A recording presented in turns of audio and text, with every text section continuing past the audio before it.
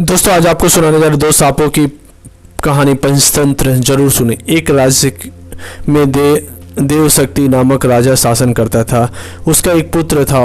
एक बार उसके पुत्र के पेट में एक सांप घुस गया। वही ही अपना बिल बनाकर बैठ गया। पेट में बैठे सांप के कारण राजपुत्र का स्वास्थ्य दिन पर दिन गिरता जा रहा था, किंतु वह अपने पेट के भीतर सांप होने की बात से अनभिज्ञ था। उसने कई वैद्यों का परामर्श लिया और उसके उपचार करवाया। वैद्यों ने राजपुत्र को विभिन्न प्रकार की औषधियाँ प्रदान की, किंतु सब प्रभावहीन रही। राजपुत्र के स्वास्थ्य में कोई सुधार नहीं हुआ। गिरता स्वास्थ्य के कारण राजपुत्र निराश से घिर गया। अंततः उसने राजमहल और राजकीय जीवन त्याग कर अन्यत्र चले जाने का निर्णय लिया।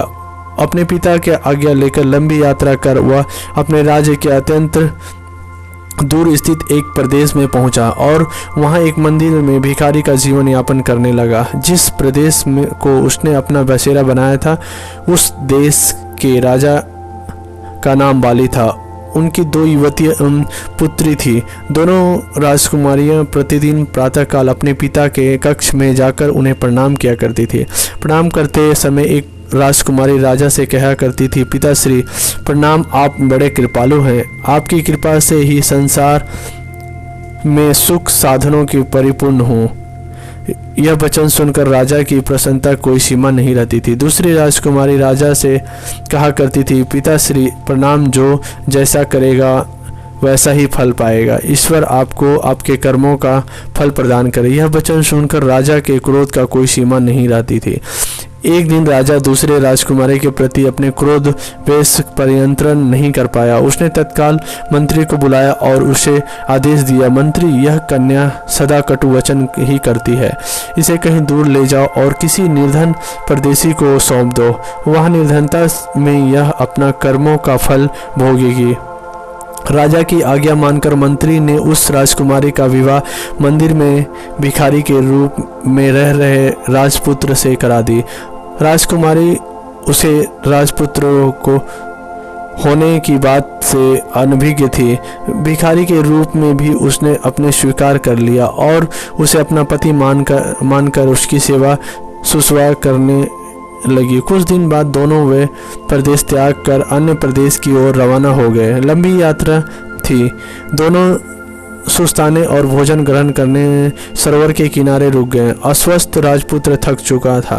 वह वहीं लेट गया और राजकुमारी निकट के गांव में भोजन सामग्री लेने चली गई। वापस आकर उसने देखा कि उसके पति सो रहा है और उसके मुख से एक सांप फन फैलाकर बाहर की हवा खा रहा है और पास में ही एक दूसरे सांप का बिल है। वह सांप भी फन फैला बैठा है और दोनों वार्तालाप कर रहे हैं। बिल वाला सांप पेट वाला सांप से कह रहा था, दुष्ट, तू क्यों इस राजपुत्र के जीवन नष्ट कर रहा है? पेट वाला सांप बोला, तू भी तो अपने बिल में पड़े स्वर्ण कलश को दूषित कर रहा है। बिल वाला सांप बोला, कदाचित तुझे ऐसा लगता है कि तुझे इस राजपुत्र के पेट से बाहर निकालने की कोई औषधि की हो ज्ञात नहीं है। मत भूल, जब कोई व्यक्ति इस राजपुत्र को उकाली हुई काजी की राई पिलाएगा तब तेरा काल होगा।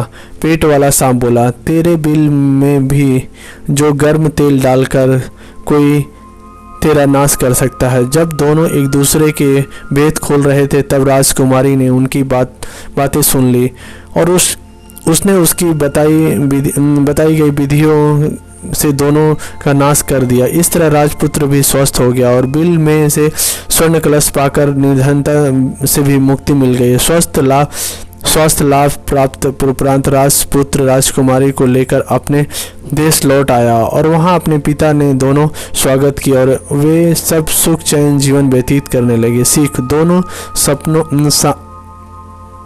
सपनों की कहानी। मोरल, अपनी आपसी विद्वेष और कलह में दोनों सांप एक दूसरे का भेद खोल दिए और राजकुमारी ने वह भेद जानकर उनका नाश कर दिया।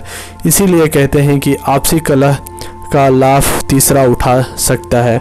और अच्छी कहानी लगी तो मेरे चैनल को सब्सक्राइब करें, लाइक, शेयर, कमेंट करें। बहुत बहुत आप सभी का धन्यवाद।